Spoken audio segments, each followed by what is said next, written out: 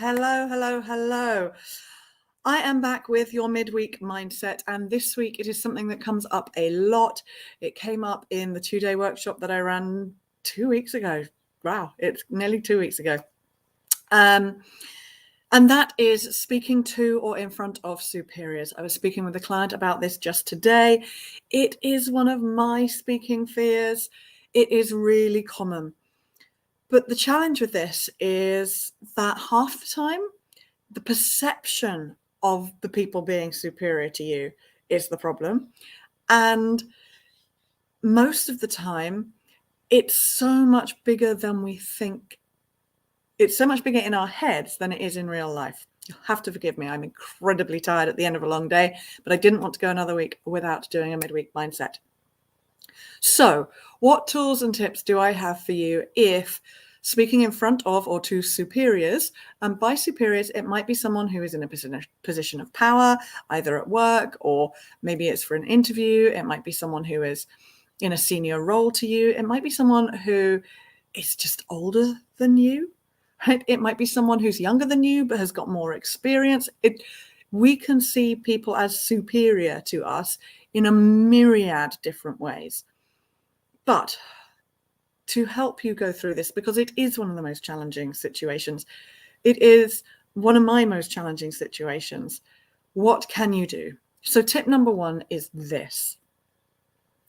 Remember that they are human too. Right? They are going through pains, difficulties, they have fears, they're going through uncertainty and challenges in their life too.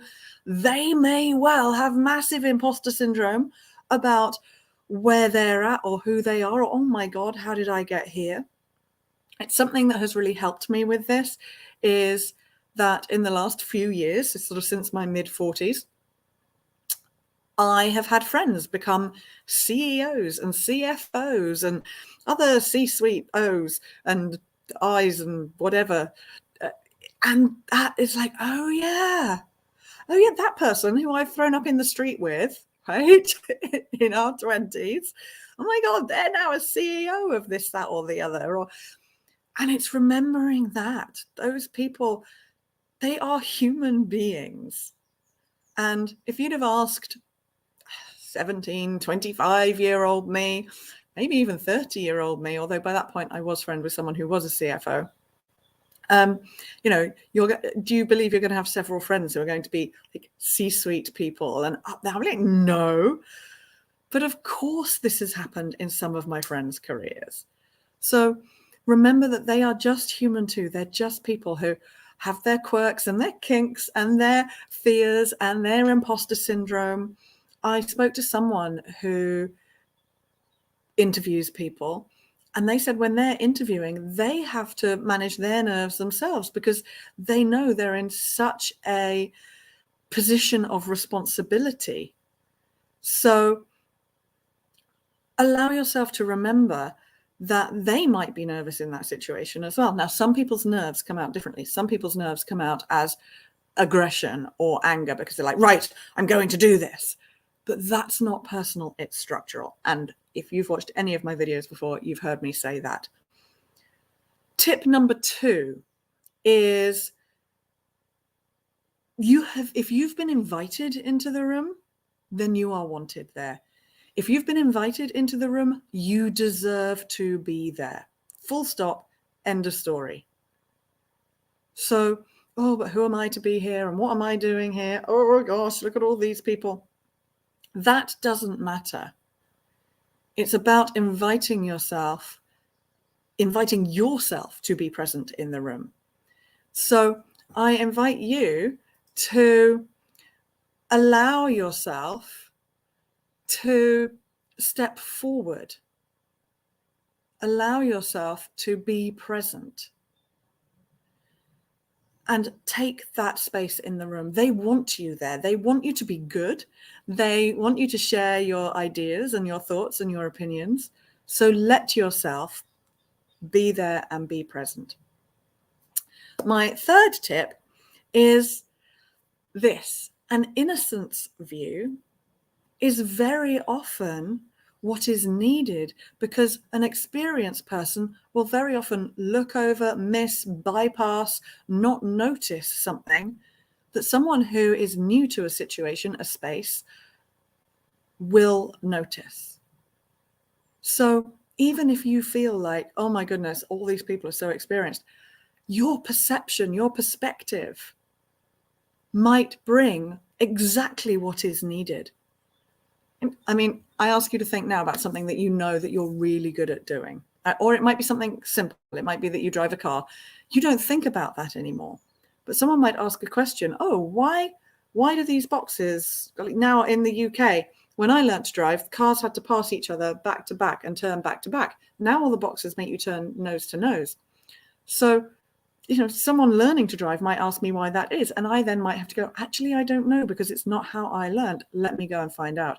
So your innocence view may well bring a different perspective to a situation full of people who you perceive as superior to you. And I said I'd have a little bonus tip, and that is to bring you now into the room. A lot of the work I do is based on the younger self, inner child fears that we all have. And this is so essential in terms of your vocal confidence, on finding your voice, on being heard, because 100% of the time, I'm going to be bold and say it, the fears don't come from you now. They come from an experience that you've had before. Now, that younger you may well be you 50 years ago. It may be you 5 minutes ago, where someone just, you feel verbally attacked you, and then you've got to go into another meeting and you're taking that energy of that meeting into the next meeting. So always remember to take you now into the room. Now, I do deep exercises with this, and we don't have time for that in these midweek mindsets, but I do touch on them in the 2-day workshop, the one I just did 2 weeks ago.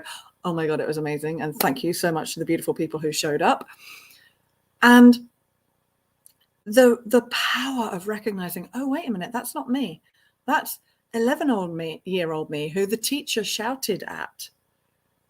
It's 8-year-old me who did a class assembly and dropped a prop and everybody laughed. It's me who was in the music class and my friend sat there making fun of my face when we were singing. So you need to take that version of you out and put you now into that room. Who do you want going into the room?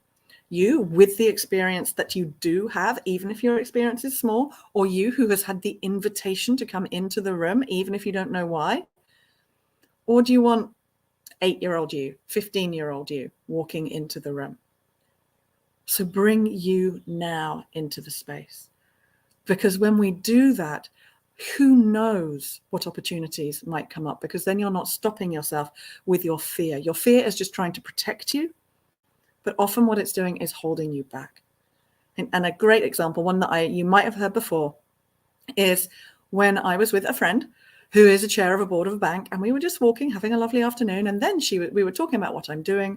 I said part of what I do is help people have those challenging conversations. I want to take this method that I've created into universities to teach it in business schools. I want to take it into companies to help create a culture of clear communication in companies so that people can have those difficult conversations without conflict and without fear.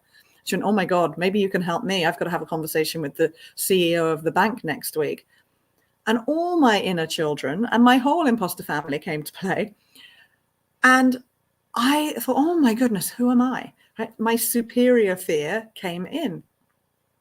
But I used the tools and techniques that I use. And it took me about 30 seconds to recalibrate and take younger me out of the room and put me now into the room, going, actually, I know this works. It's an amazing process. And I've never done it with someone managing down before. I'd always done it with people managing up. So I said yes, took it into the room with her, and it was spectacular. She was like, oh my God. In fact, her testimonial starts off with, you can teach an old dog new tricks. So there she was, someone who was superior to me in the amount of money she's earned, in the roles and positions she's had, CFO of several multinational companies, chair of a board of a bank. She's older than me by about 15 years. So all of these superior qualities that she had. but actually I had what she needed, and you can have what other people need too. So I ask and invite you to trust me on this, to follow these tips. And if you want any more, then please feel free to reach out to me.